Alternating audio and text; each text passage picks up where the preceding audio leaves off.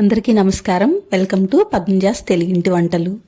ఎలా ఉన్నారండి అందరూ? నేనైతే చాలా బాగున్నాను. మీరందరూ కూడా ఆరోగ్యంగా ఆనందంగా ఉండాలని మనస్ఫూర్తిగా కోరుకుంటున్నాను. కమ్మని మృదువైన నేతి బొబ్బట్లు ఈ పండక్కి కొలతలతో సహా నేను చూపించిన విధంగా ట్రై చేసి చూడండి. చాలా టేస్టీగా వస్తాయి. మరుసటి రోజుకి కూడా గట్టిపడకుండా చాలా సాఫ్ట్గా ఉంటాయి.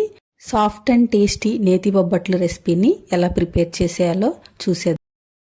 శనగపప్పుని 2 గంటల ముందు నానబెట్టుకోవాలి. నేను ఇక్కడ 1 కప్పు శనగపప్పుని తీసుకున్నాను. ఒకసారి నీట్గా వాష్ చేసుకుని నానబెట్టుకోవాలి. తరువాత పిండి కలుపుకోవటానికి 1 కప్పు గోధుమ పిండి, 1/2 కప్పు మైదా పిండి తీసుకున్నాను. మీకు నచ్చకపోతే మొత్తం గోధుమ పిండి తీసుకోవచ్చు, లేదా మైదా పిండి తీసుకోవచ్చు. 1/2 స్పూన్ సాల్ట్ వేసుకున్నాను. 1 టీ స్పూన్ నెయ్యి వేసుకుని మిక్స్ చేసుకోవాలి. నెయ్యి సాల్ట్ పిండిలో బాగా మిక్స్ అయ్యే వరకు కలుపుకుని కొద్దిగా వాటర్ వేసుకుంటూ పిండి కలుపుకోవాలి. ఈ పిండిని చాలా సాఫ్ట్గా కలుపుకోండి. చపాతీ పిండిలాగా గట్టిగా కలుపుకుంటే మెత్తగా రావు బొబ్బట్లు. అందుకని చాలా సాఫ్ట్గా కలుపుకోవాలి. మనం గోధుమ పిండి యూజ్ చేసాం కాబట్టి చేత్తో ఇలా ప్రెస్ చేసుకుంటూ స్టిక్కీగా చూశారు కదా, ఇలా కలుపుకోవాలి. ఇలా మొత్తం మిక్స్ చేసుకున్న తర్వాత ఆయిల్ వేసుకుని పైనంతా కోట్ చేసుకుని మూత పెట్టుకుని పక్కన పెట్టుకోవాలి. ఇప్పుడు మనం నానబెట్టుకున్న శనగపప్పుని కుక్కర్లో ఉడకబెట్టుకోవాలండి. చూసారా, 2 గంటలు నానిన తర్వాత ఇలా ఉంటుంది. దీన్ని ఒకసారి నీట్గా కడుక్కుని కుక్కర్లో వేసుకుని కప్పు శనగపప్పు తీసుకున్నాం కదండి, అదే కప్పుతో 2 కప్పుల నీళ్లు వేసుకుని లిడ్ క్లోజ్ చేసుకుని 3 నుంచి 4 విజిల్ రావాలి. అలా వస్తే పప్పు చక్కగా ఉడుకుతుంది. ప్రెషర్ అంతా పోయిన తర్వాత చూసారా, ఇలా ఉంటుంది. మంచిగా ఉడికింది. కాస్త వాటర్ ఉంటే ఇలా స్ట్రెయినర్లో స్ట్రెయిన్ చేసేసుకుని పక్కన పెట్టేసుకోవాలి. ఈ మిగిలిపోయిన వాటర్ని పడేయకుండా రసం ప్రిపేర్ చేసుకోవచ్చు. ఇప్పుడు ఈ పప్పుని మిక్సీ జార్లోకి వేసుకుని మెత్తటి పేస్ట్ లాగా గ్రైండ్ చేసుకోవాలి. దీన్ని ఒక బౌల్లోకి తీసుకుందాము.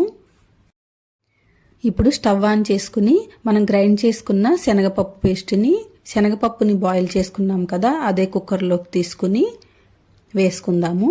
ఇప్పుడు 1 కప్పు శనగపప్పు తీసుకున్నాం కదా మనం, అదే కప్పుతో 1 కప్పు బెల్లం తీసుకుంటున్నాను.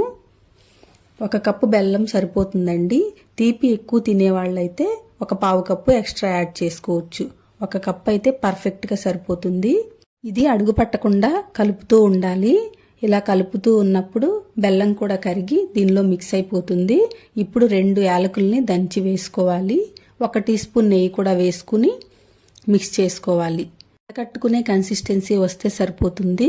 అలా వచ్చిన తర్వాత స్టవ్ ఆఫ్ చేసుకుని దీన్ని వేరే బౌల్లోకి తీసుకుని చల్లారబెట్టుకుందాం. కాస్త లూజ్గా ఉన్నప్పుడే స్టవ్ ఆఫ్ చేసుకుంటే చల్లగా అయిన తర్వాత ఇది కాస్త గట్టిపడుతుంది. ఉండలు చేసుకోవటానికి ఈజీగా ఉంటుంది. ఈ పూర్ణంని ఉండలు చేసుకుందాము. మీకు పెద్ద సైజు బొబ్బట్లు కావాలంటే పెద్ద ఉండలు చేసుకోండి. సైజు చిన్నవి కావాలంటే కాస్త తగ్గించి చేసుకుంటే సరిపోతుంది. ఇప్పుడు ఒక మందంగా ఉన్న కవర్ తీసుకుని ఆయిల్ కానీ నెయ్యి కానీ అప్లై చేసుకోవాలి. ఇప్పుడు పిండిని మనకు కావాల్సిన క్వాంటిటీలో తీసుకుని రౌండ్గా బాల్ లాగా ప్రిపేర్ చేసుకుని కాస్త ప్రెస్ చేసుకోవాలి. తరువాత మనం ముందుగానే ప్రిపేర్ చేసి పెట్టుకున్న పూర్ణాన్ని దీనిలో ప్లేస్ చేసుకోవాలి.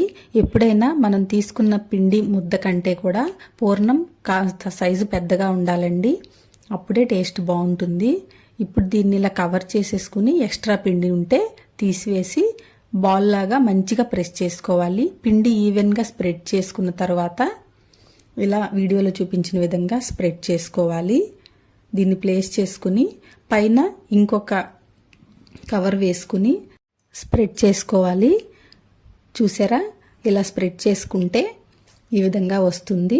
దీన్ని మనం ప్యాన్ మీద వేసుకుని కాల్చుకోవటమే అన్నమాట. రెండో పద్ధతి కూడా చూపిస్తాను. ఈ 2 పద్ధతుల్లో మీకు ఏ విధంగా నచ్చితే ఆ విధంగా ప్రిపేర్ చేసుకోండి.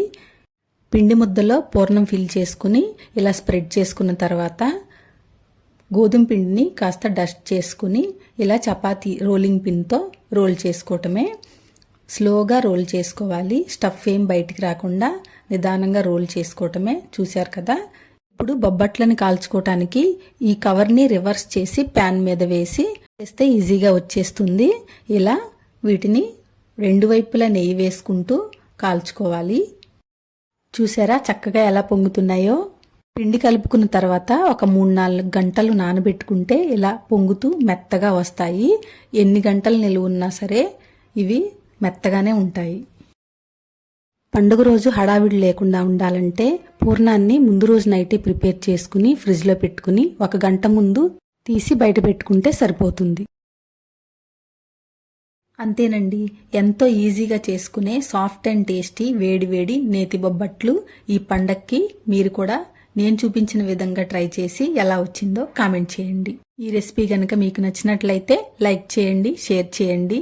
పద్మజాస్ తెలుగింటి వంటలు ఛానల్కి సబ్స్క్రైబ్ చేసుకోండి. Thanks for watching.